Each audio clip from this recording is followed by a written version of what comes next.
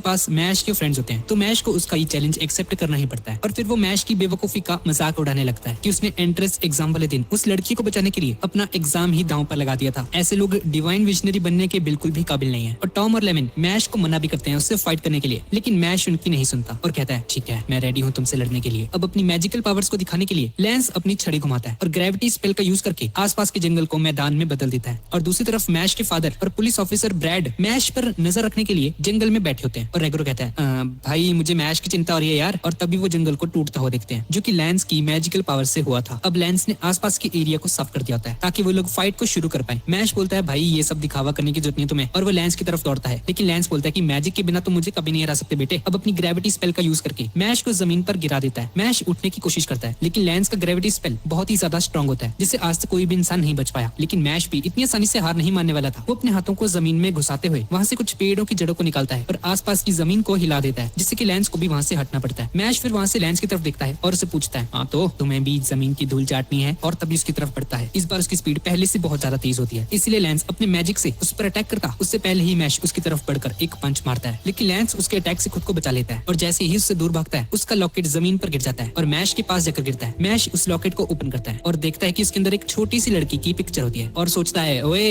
तू छोटी लड़कियों को किडनैप तो नहीं करता गंदे आदमी, हट, लगता है पुलिस को बुलाना पड़ेगा अब। और लैंस उसे बताता है अबे ढक्कन ये मेरी बहन है, और मैश उसे उसका लॉकेट वापस कर देता है। और अब लैंस मैश से पूछता है तो तुम्हारे लिए दुनिया में सबसे ज्यादा कीमती चीज कौन सी है? मैश थोड़ा सोचता है और बोलता है क्रीम पफ, इंसानों की जिंदगी, प्यार और आजादी। लैंस उसका आंसर जानकर बहुत ज्यादा गुस्सा हो जाता है और बोलता है भाई क्या है ये, पागल वागल तू? मैश बोलता है अच्छा तुम्हें बता दो फिर इस दुनिया में सबसे ज्यादा कीमती क्या है? और लैंस उसे एक क्रेजी सा लुक देते हुए बोलता है सबसे ज्यादा कीमती चीज इस दुनिया में सिर्फ मेरी बहन है। और फिर वो खाई के पास जाता है और कहता है तो मैश मैं इस बोतल को अब नीचे गिराने वाला हूँ, इसमें तुम्हारे दोस्त हैं और मैं जादू की हेल्प से इस बोतल के गिरने की स्पीड को तेज कर दूंगा ताकि तुम इसे रोक भी ना पाओ। मैं ये सब कुछ अपनी बहन के लिए कर रहा हूँ। अब इसके बाद हम एक फ्लैशबैक को देखते हैं जहाँ हम लैंस का बचपन देखते हैं। उसे काफी ज्यादा चोटें आई थी क्योंकि उसने कुछ बुली से एक बच्चे को बचाया होता है, जिस पर उसकी बहन उसे बोलती है कि वो कितनी खुश नसीब है कि उसके पास एक ऐसा भाई है जो लोगों की हेल्प करता है हमेशा। और फिर दूसरे ही दिन लैंस को पता चलता है कि उसकी बहन को एक ऐसी बीमारी लग गई है जिसे ठीक नहीं किया जा सकता, और इससे उसके फेस का मैजिकल मार्क और उसकी मैजिकल पावर्स कुछ 5 सालों के बाद चली जाएंगी। और ऐसा होने पर उन्हें उसे मैजिक पुलिस को सौंपना पड़ेगा, जो कि बिना मैजिक वाले यूजर्स का खात्मा कर देते हैं, क्योंकि इस दुनिया में जिसके पास मैजिक नहीं होता उन्हें रहने का कोई भी हक नहीं होता। और फिर लैंस उसी दिन ठान लेता है कि वो एक डिवाइन विजनरी बनेगा और मैजिक ब्यूरो में जगह लेकर इस सिस्टम को बदल देगा। अब लैंस उस बॉटल को नीचे फेंक देता है और अपने जादू से उसकी स्पीड को भी तेज कर देता है बहुत ज्यादा। लेकिन जब वो मैश की तरफ देखता है तो वो चौंक जाता है कि मैश तो अपने जिम के कपड़ों में है और भागने से पहले वार्म अप करके भागने की पोजीशन में आ जाता है। अब मैश के पास मैजिकल पावर्स तो नहीं होती, इसलिए वो मैजिक यूज करने की बस एक्टिंग करता है और बॉटल का पीछा करने से पहले लैंस को बोलता है अपने दोस्तों को ना बचाना और तुमसे हार जाना मुझे कभी भी मंजूर नहीं है। और इतनी तेजी से भागता है कि वो कुछ सेकंड्स में ही उस बॉटल को वापस लेकर आ जाता है। लैंस को ये देखकर अपनी आंखों पर यकीन नहीं होता कि भाई इतनी जल्दी कैसे कर दिया इसने, ये क्या मजाक है? और वो सोच में पड़ जाता है कि इसने पक्का मैजिक यूज किया अपनी फिजिकल पावर्स को बढ़ाने के लिए। और तभी मैश लैंस को बोलता है चलो भाई बहुत हो गया, अब हमें इस फाइट को यहीं पर रोक देना चाहिए, मुझे नहीं लगता तुम एक बुरा इंसान हो और जो बॉटल तुमने गिराई है वो तो खाली थी। और मैश उसकी तरफ भागता है और असली बोतल को उसके कोट में से निकालता है जिसमें उसके दोस्त होते हैं। और लैंस को देखकर मैश को अपनी बहन की याद आ जाती है, जिसे अपना भाई इसीलिए पसंद होता है क्योंकि वो बहुत ही ज्यादा काइंड और हमेशा लोगों की हेल्प किया करता था। और लैंस को फील होता है कि मैश भी बिल्कुल उसकी बहन की तरह है। और वो मैश को बोलता है ठीक है हम इस लड़ाई को यहीं पर खत्म करते हैं। और वहाँ से जाने से पहले वो मैश को सिल्वर कॉइन्स देता है और मैश के फ्रेंड्स उसे बचाने के लिए उसे थैंक यू बोलते हैं। अरे भाई मैश भाई आपने बचा लिया हमें, थैंक यू थैंक यू। अब आगे हमें पता चलता है कि मैजिक एकेडमी में 3 टाइप के ग्रुप्स होते हैं, ऑर्काडॉम, एडलरडॉम और लैंगडॉम। और मैश एडलरडॉम के मेंबर्स होते हैं। और रूम नंबर 302 जहाँ पर वो रहते हैं वहाँ पर बैठे हुए मैश फिन से बोलता है तो अब मुझे गोल्ड कॉइन बनाने के लिए 5 सिल्वर कॉइन्स की जरूरत पड़ेगी। और फिर वो कैलकुलेट करने लगता है कि अभी उसके पास 2 सिल्वर कॉइन्स है, तो अगर 5 - 2 किया जाए तो 28 होता है। वाह भाई वाह, क्या कैलकुलेशन है तेरी, बहुत बढ़िया। जिसका मतलब है कि अब उसे 28 सिल्वर कॉइन्स कलेक्ट करने हैं, इसे ऐसा लगता है। लेकिन फिर उसकी बात सुनकर हैरान हो जाता है और कहता है अबे ढक्कन